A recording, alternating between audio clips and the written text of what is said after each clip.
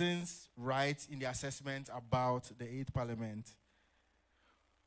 For the almost evenly split House to function effectively, both sides of the House ought to build consensus and work together in the performance of their legislative duties.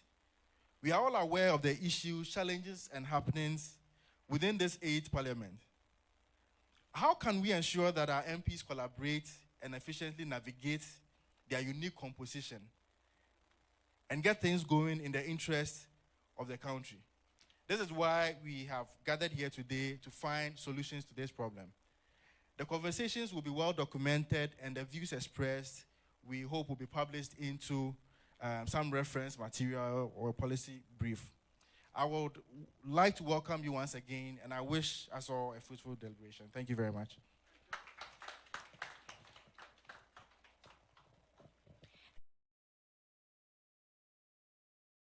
Discussion is expectations versus reality, navigating the unique composition of the 8th Parliament.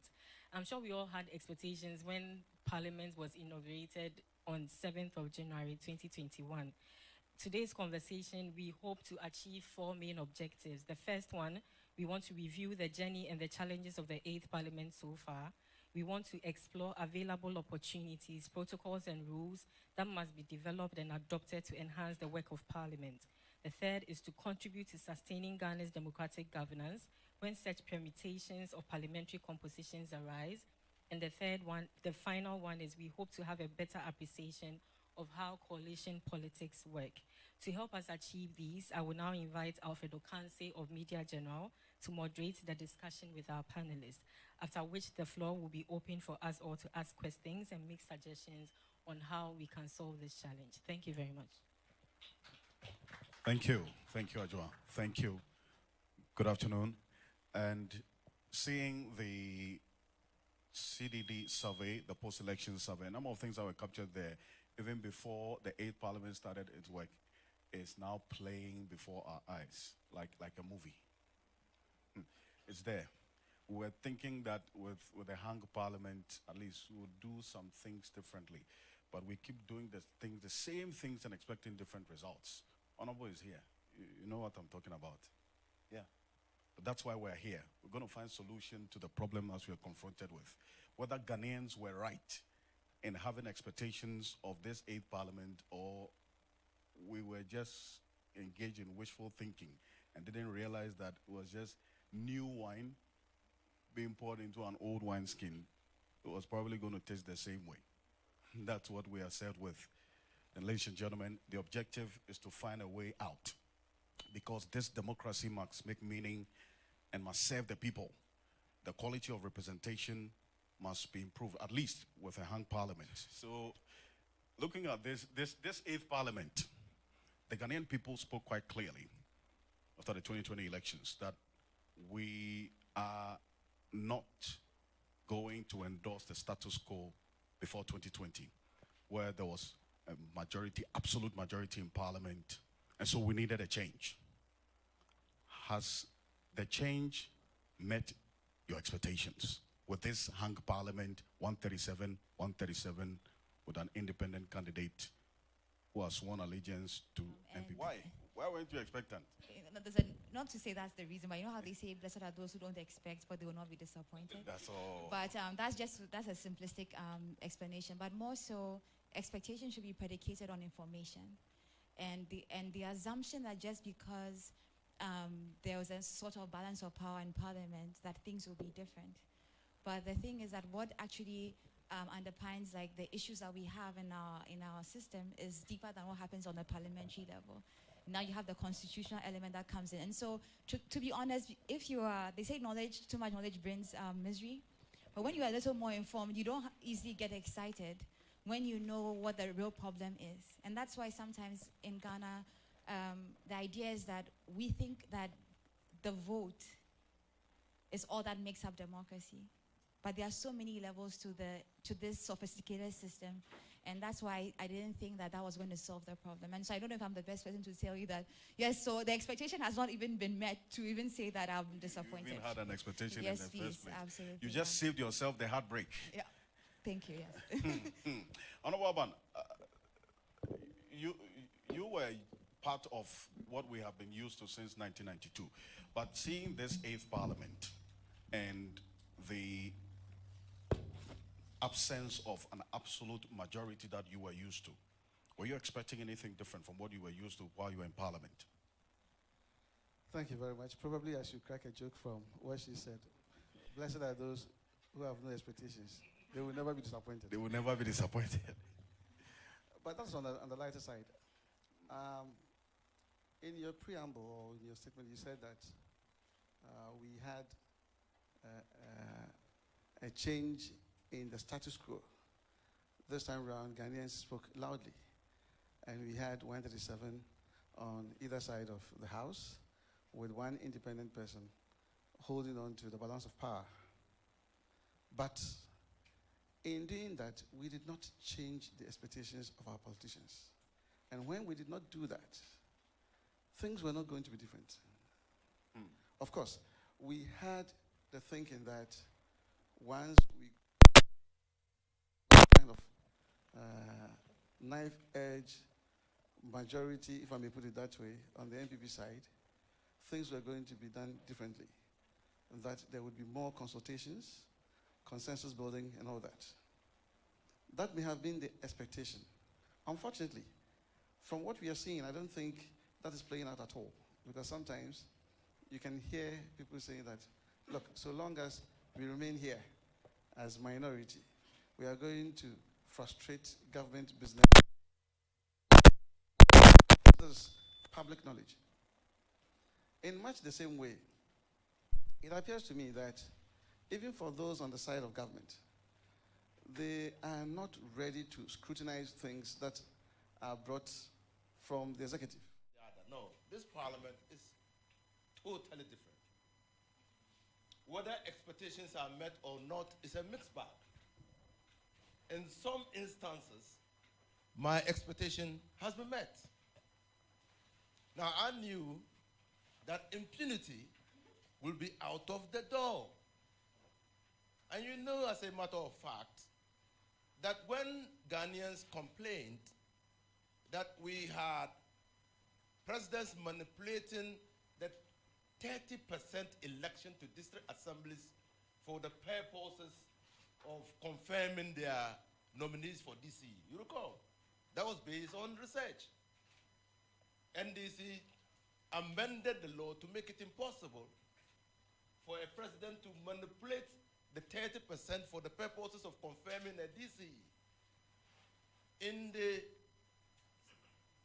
the beginning of the Akufo-Addo regime, because of the numbers in the 6th Parliament, and that is the 7th Parliament, when a motion was brought for the purposes of amending the insulation or security given to the 30% for the president to select persons to go to the district assembly for the purposes of confirming their nominees, NDC walked out. But that walkout did not prevent the amendment of the law.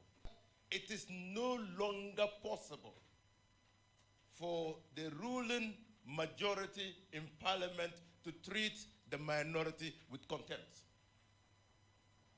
And I have lived through parliament, and I know what I mean when I say treat the minority with contempt.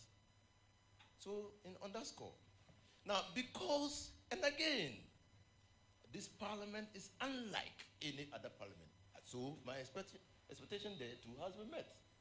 First in the history of this country, that the minority has been able to elect a speaker of parliament.